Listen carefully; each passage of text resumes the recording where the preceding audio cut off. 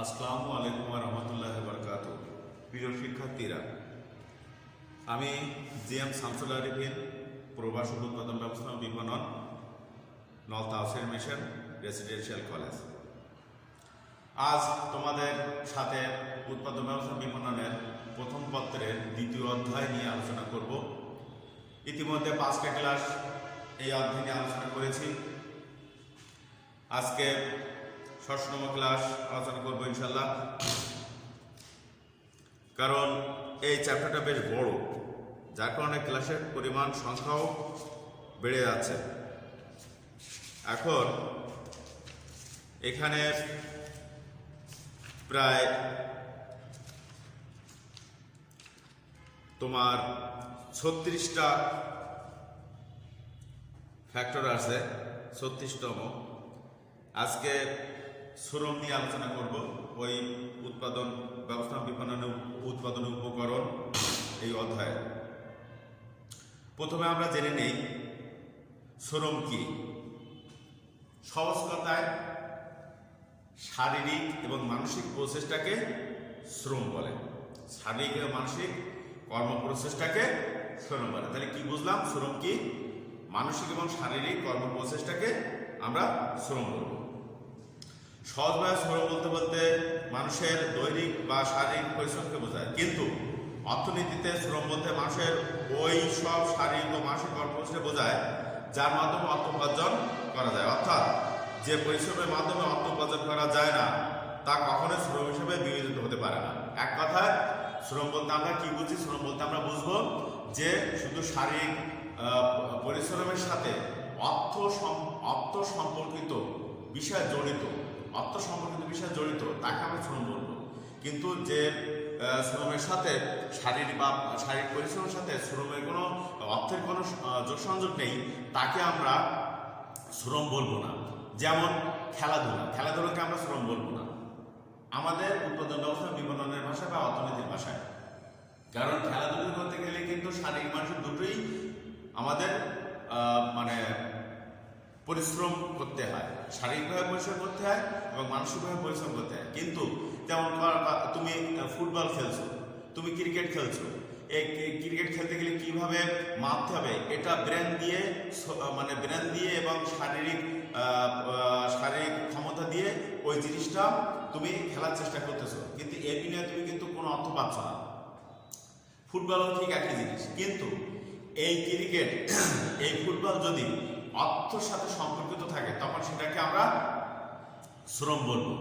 আর অর্থ সম্পর্কিত বিষয় ব্যতীত অন্য কোনো শ্রমকে আমরা শ্রম বলবো না। আমাদের পাঠ্য পুস্তকের নির্দেশনা অনুযায়ী অর্থ সম্পর্কিত বিষয় ছাড়া অন্য কোনো শ্রমকে আমরা শ্রম বলবো না। তার মানে এক কথা বলতে গেলে, যে শ্রমের বিনিময়ে আমি পারিশ্রমিক পাবো, অর্থ পাবো, তাকে আমরা শ্রম বলবো। তাহলে আমি মনে করি, আশা করি তোমরা বিষয়টা বুঝতে পেরেছো বা ক্লিয়ার হয়েছে। এইবার শ্রম সম্পর্কে বিভিন্ন বিশেষজ্ঞরা যে কথাগুলো বলেছেন তার মধ্যে টেলর বলেছেন, labour is the number of hours people works in producing goods and services. অর্থাৎ শ্রম হলো পণ্য বা সেবা উৎপাদনে মানুষের কাজ সম্পন্ন করার ঘন্টার পরিমাণ। আরেকজন বলেছেন, Alfred Marshall, labour is any exertion of mind or body. অর্থাৎ যে কোনো ধরনের মানসিক বা শারীরিক পরিশ্রম হলো শ্রম। উপরে আলোচনা থেকে শ্রমের যে বৈশিষ্ট্যগুলো আমরা খুঁজে পাই সেগুলো হলো এটি শ্রম হলো শ্রমিকের শারীরিক ও মানসিক প্রচেষ্টা। 2 হলো শ্রম ও শ্রমিক অবিচ্ছিন্ন। 3 এটি একটি জীবন্ত উপাদান। 4 এর আর্থিক বিনিময় মূল্য আছে। অর্থাৎ মানুষের শারীরিক, মানসিক এবং বুদ্ধিভিত্তিক কাজের প্রচেষ্টা যা পণ্য উৎপাদন কাজে ব্যবহার করে অর্থ বা আয় উপার্জন করা হয়, তাই হলো শ্রম। তাহলে আশা রাখি শ্রম সম্পর্কে তোমাদের ধারণাটা পরিষ্কার হয়েছে। এবার যে বিষয় যাচ্ছে সেটা হলো প্রথম হলো শ্রম কি, এটা যেহেতু ক্লিয়ার। দুই হলো শ্রমের বৈশিষ্ট্য। শ্রমের বৈশিষ্ট্যের মধ্যে প্রথম আছে মানবিক উপাদান।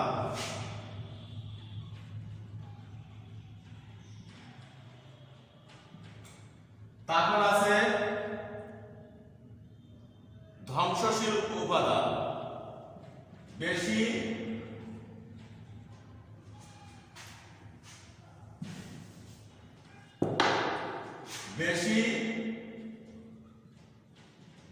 ধ্বংসশীল উপাদান। তারপর আছে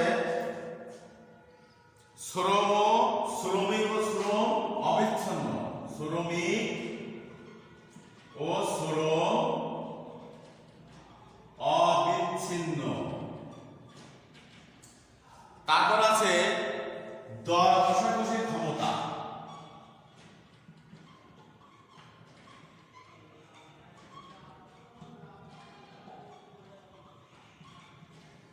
তারপর আছে মালিকানা হস্তান্তরযোগ্য নয়।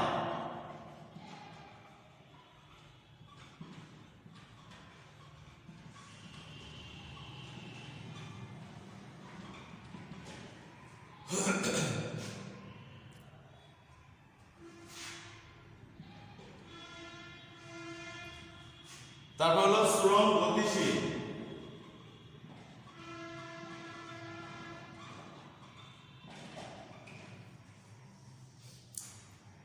তারপর শ্রমের যোগান পরিবর্তনশীল, যোগান পরিবর্তনশীল।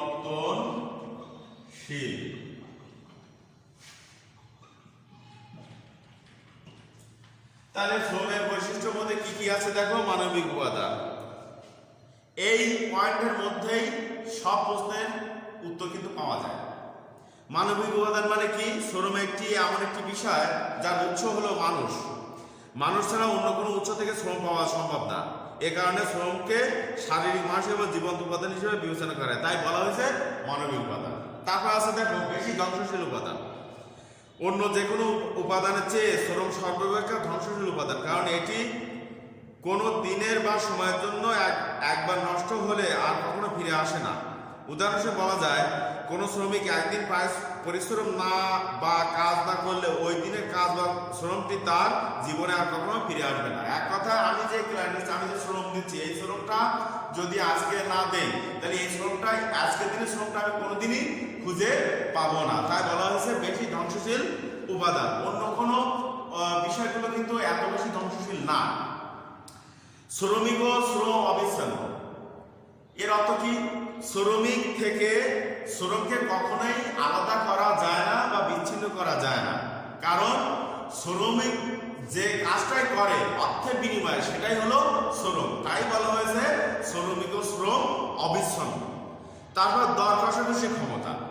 উৎপাদনের মৌলিক উপাদানগুলোর পারিশ্রমিকের ব্যাপারে মালিকের সাথে দর কষাকষির সুযোগ থাকলেও শ্রমের ক্ষেত্রে তেমন কোনো দর কষাকষির ক্ষমতা সুযোগ নেই, তাই বলা হয়েছে দর কষাকষির ক্ষমতা কম।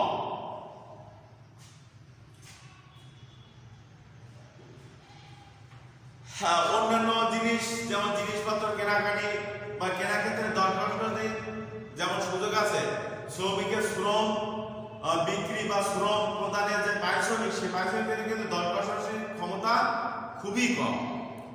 মালিকানা হস্তান্তরযোগ্য। আমার শ্রম, আমার এই শ্রম, আমার যে এই শ্রমটা দিচ্ছি, এই শ্রমটা আমি অন্য কারোর কাছে ট্রান্সফার করতে পারবো? কখনোই সম্ভব না। এই জন্যই বলা হয়েছে শ্রমিকের যে শ্রম, এই মালিকানা সত্ত্বেও অন্যের কাছে যেহেতু হস্তান্তর করা যায় না, তাই বলা হয়েছে মালিকানা হস্তান্তরযোগ্য নয়। তারপর হলো রয়েছে দেখো শ্রম গতিশীল। শ্রম কিন্তু গতিশীল, শ্রম এক জায়গায় না।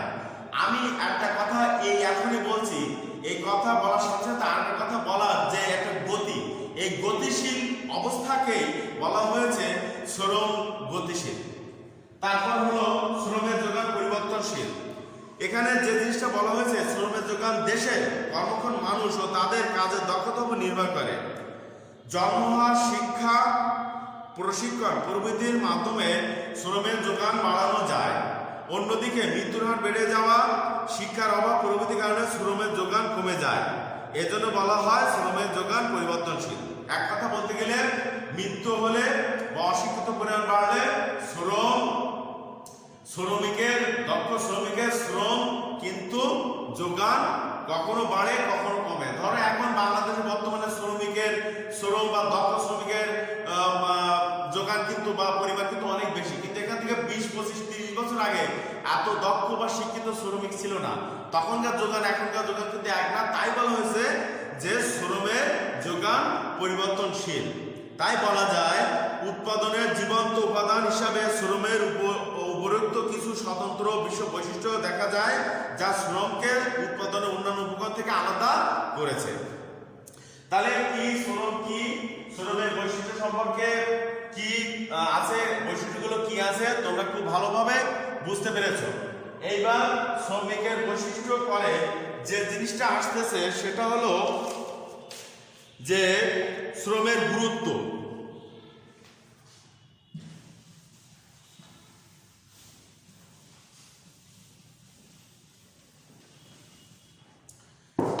শ্রমের গুরুত্ব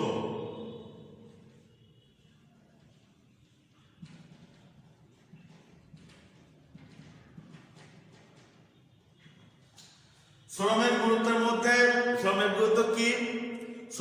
শ্রম অবশ্যই একটি গুরুত্বপূর্ণ বিষয়। আজ যে গতিশীল পৃথিবী, এই পৃথিবী যে আজকে এত গতিশীল তার পিছনে কিন্তু শ্রমিকের শ্রম গুরুত্বপূর্ণ ভূমিকা পালন করছে। কারণ শ্রম ছাড়া কোনো কাজ সম্পন্ন করা সম্ভব না, এটা কখনোই সম্ভব না।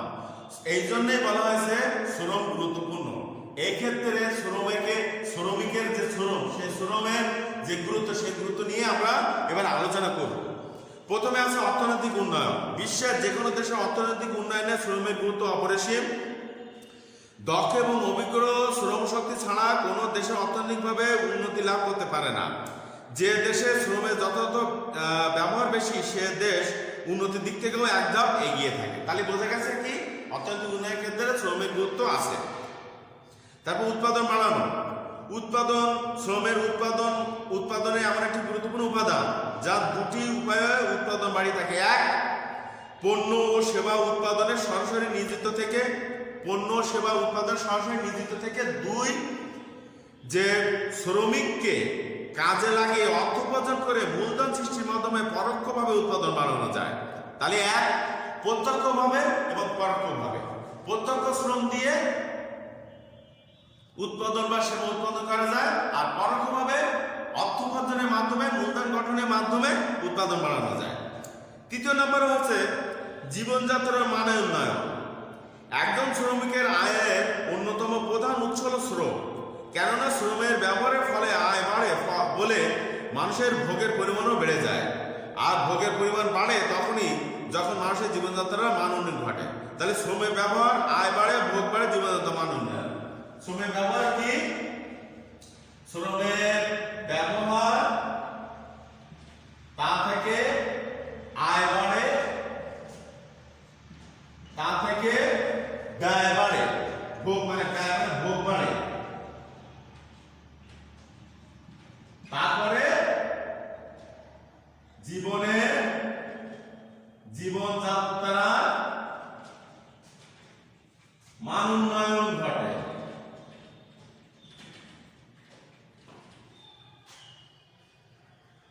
মান উন্নয়ন হয়।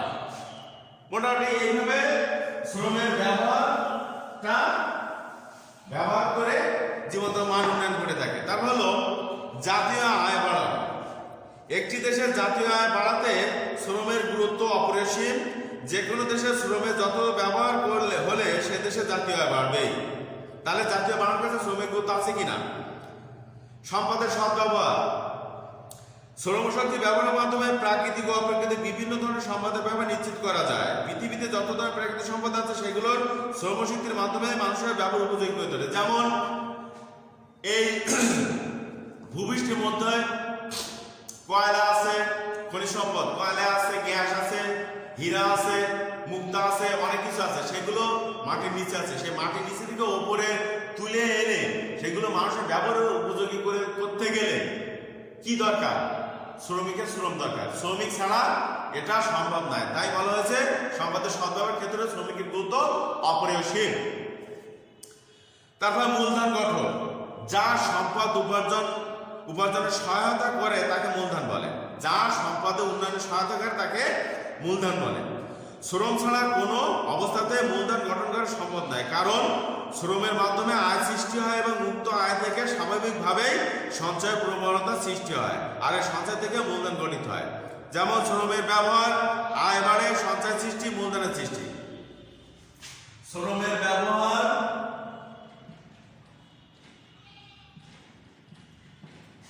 আয় বাড়ে, সঞ্চয় সৃষ্টি,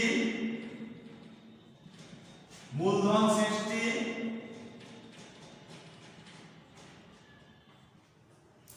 তারপর এই তাহলে শ্রমের ব্যবহার করে আয় বাড়তেছে, শ্রমের ব্যবহার করে কি বাড়তেছে? আয় বাড়তেছে। আয় বাড়ার কারণে সেখান থেকে কিছু একটা অংশ রেখে দেওয়া হচ্ছে সঞ্চয়ের জন্য। তাহলে কি সৃষ্টি হচ্ছে? সঞ্চয় সৃষ্টি হচ্ছে। তার সঞ্চয় সৃষ্টির মাধ্যমে সঞ্চিত অর্থ একটা নির্দিষ্ট পর্যায়ে পরে সেটা মূলধন সৃষ্টি করতেছে। তাহলে কি বোঝা যায়? মূলধন গঠনে শ্রমের গুরুত্ব অপরিসীম। জীবিকা নির্বাহ, মানুষ তার শ্রম ব্যবহার করে অন্যের অভাব পূরণ করার পাশাপাশি তার নিজের এবং পরিবারের অন্য সদস্যদের জীবন জীবিকা নির্বাহ করে। আমি বা আমরা যে শ্রম দেই, শ্রমের বিনিময়ে আমরা কি পাই? পারিশ্রমিক পাই। সেই পারিশ্রমিক দিয়ে শুধু কি আমি বা আমরা আমাদের জীবন নির্বাহ করি? তা না, আমার পরিবারে বা আমাদের পরিবারের অন্যান্য সদস্যদেরও জীবন নির্বাহ এর মাধ্যমে হয়ে থাকে। তাই বলা হয়েছে জীবিকা নির্বাহের একটা ক্ষেত্রে এই শ্রম গুরুত্বপূর্ণ ভূমিকা পালন করে, তাই এর গুরুত্ব অপরিসীম। তারপর শেষে হলো ভোগ বাড়ানো। পৃথিবীতে সব কিছুই মানুষের ভোগের উদ্দেশ্যে উৎপাদন করা হয়। একজন শ্রমিক তার শ্রমের বিনিময়ে আয় করা অর্থ ভোগের জন্য ব্যয় করে। তাই শ্রম বাড়লে উৎপাদন বাড়ার পাশাপাশি আয়ও বাড়ে, আর আয় বাড়লে ভোগ করার প্রবণতাও বেড়ে যায়। এক কথায় আয় বাড়লে আমার 10 টাকা আয়, সেখান থেকে আমার ভোগ কিন্তু 10 টাকার মধ্যে সীমাবদ্ধ থাকবে। কিন্তু আমার যদি 10,000 টাকা আয় হয়, তখন কিন্তু ভোগের পরিমাণ 10 টাকা আয়ের মধ্যে সীমাবদ্ধ থাকবে না, তখন ভোগের পরিমাণ ও অনেক বেড়ে যাবে বা বেড়ে যায়। এই জন্য বলা হয়েছে ভোগ বাড়ানো। তাই বলা যায় উৎপাদনের অন্যতম গুরুত্বপূর্ণ উৎপাদন হলো শ্রম। এই শ্রমের সাহায্যে প্রাকৃতিক সম্পদকে কাজে লাগিয়ে মানুষ বৈচিত্র্যময় পণ্য উৎপাদন করেছে এবং দেশের জাতীয় আয় বাড়াতে কার্যকর ভূমিকা রাখে। তাহলে এই যে বিষয় নিয়ে আলোচনা করলাম, সেই আলোচনা থেকে আমরা কি বুঝলাম? যে শ্রমের গুরুত্ব সর্বক্ষেত্রে একটা বিশেষ ভূমিকা পালন করে। ঠিক আছে, এবার নেক্সট টাইমে আমরা যে জিনিসটা আলোচনা করবো সে আগামী সে ক্লাসে ইনশাল্লাহ দেখা হবে তোমাদের সাথে। এই করোনাকালীন সময় তোমরা সবাই মাস্ক ব্যবহার করবে, পরিবার সদস্যকে মাস্ক ব্যবহার করে উদ্বুদ্ধ করবে, সামাজিক দূরত্ব বজায় রাখবে, সাবান পানি দিয়ে হাত ধুবে, হ্যান্ড স্যানিটাইজার করবে। তোমরা সবাই ভালো থাকো, সুস্থ থাকো। আগামী ক্লাসে দেখা হবে ইনশাআল্লাহ। আসসালামু আলাইকুম ওয়া রাহমাতুল্লাহি ওয়া বারাকাতুহু।